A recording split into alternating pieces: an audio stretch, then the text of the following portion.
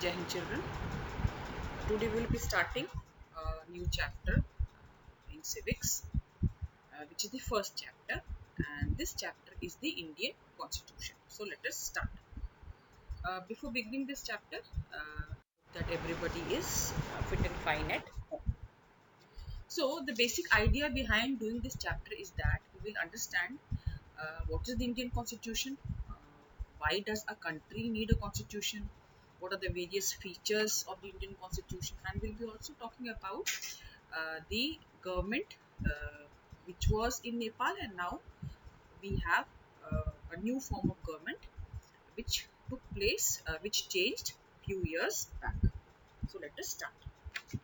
In the beginning of the chapter, we are going to see that we will be beginning with football, and it is a game which everybody would have heard. And as the name suggests, it is a game which involves the people who play. They basically play with the feet.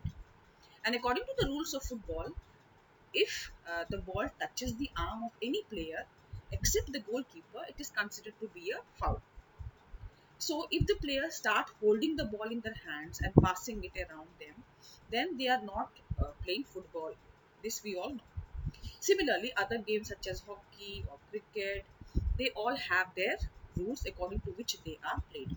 There are also set standards of people who are in a particular game, and these are fundamental to the game, and we can also call them as the constitutive rule of that game. So a society also needs a set of rules which makes it different from the other societies. And if we take an example of a large society where a large number of people live, different kinds of people live of different communities, different religion. So until and unless there are rules, there would be no peace prevailing in that society, and people would not be paying heed to what is happening around them. So basically, why do we need a constitution? A constitution is a written document in which we find rules which the people basically obey. Now, the next is the origin of the Indian Constitution.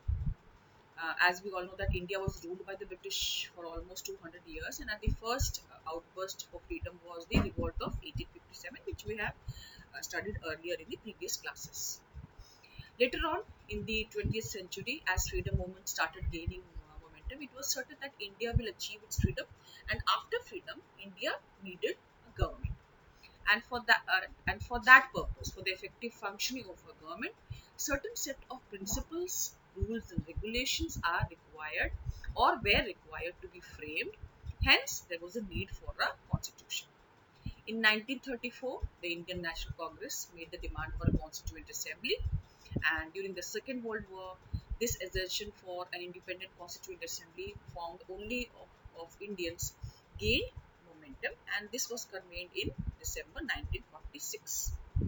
Between 1946 December and November 1949, the Constituent Assembly drafted a constitution for independent India, and after 150 years of British rule, the members of the Constituent Assembly approached this task with the great ideal that freedom struggle finally paved the way for a better society. So, constitution plays a very important role in democratic societies, as we will be discussing in the next slides. Okay, the constitution tells us what the fundamental nature of a society is. Today, most countries in the world, they have a constitution, and all democratic countries are likely to have a constitution. So it is necessary that all the countries are that have a constitution are democratic.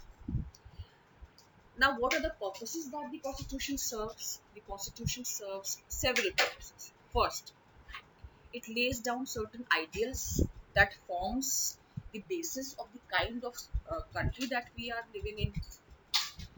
Or if we put it the other way around, a constitution tells us what the fundamental nature of our society is. A country, as I have already told you earlier, that it is made up of different communities of people who share certain beliefs, but not all agree to all the issues. So here the constitution plays a very important role. It serves a set of rules and principles that all the people in the country can agree on the basis of the way in which the country wants to be governed. This includes not only the type of government but also an agreement on certain ideals that all the people in the country believe and uphold. So these are the basic things, or this is the basic nature why we need a constitution. The next topic is we'll be discussing the constitution in Nepal. The country of Nepal had witnessed several people's struggle for democracy. There was a people's struggle in 1990 that established democracy that lasted for 12 years until 2002. So this is all. We will be dealing the topic new constitution in Nepal more elaborately in the next month. Till then, Jai Hind.